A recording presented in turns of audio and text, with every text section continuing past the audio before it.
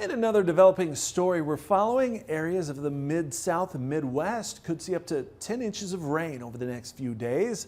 It's all due to a system that's just parked itself over that part of the country. Ag Day's Michelle Rook joins us, and farmers in some of those areas already facing the possibility of replanting. Yeah, Clinton, the Mid-South is in the midst of a major spring flooding event with 5 consecutive days of excessive rainfall in the forecast through the weekend. Now, that could even extend into the lower Midwest, causing a loss of stands and major replanting of crops in states like Arkansas.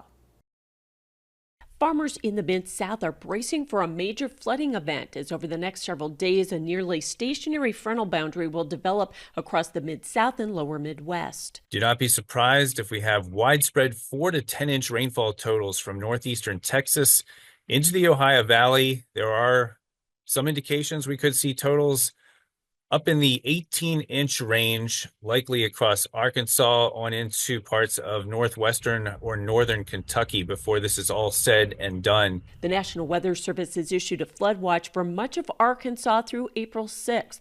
Flooded lowlands and heavy rains could wash out recently planted summer crops.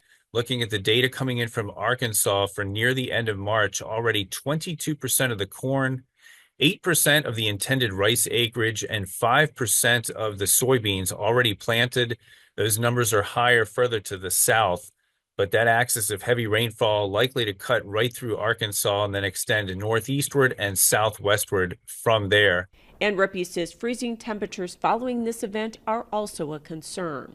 Cotton and peanut growers may dodge flooding due to later planting dates, but corn, soybean, and rice farmers may have to replant and rebuild rice levees. Definitely a lot of levee erosion and loss, and so the look at replants and loss and where we go from here, again, if this forecast holds, can get pretty substantial, even though we're only talking 20% of this crop, 20% of that acreage total is going to add up fast. But he expects some low-lying fields will be a total loss, leaving questions about seed supply for replant. Both the corn and rice side, we're very concerned about there being seed availability for replants on both of those. Producers also need to keep in mind the crop insurance dates to be eligible for replant payments.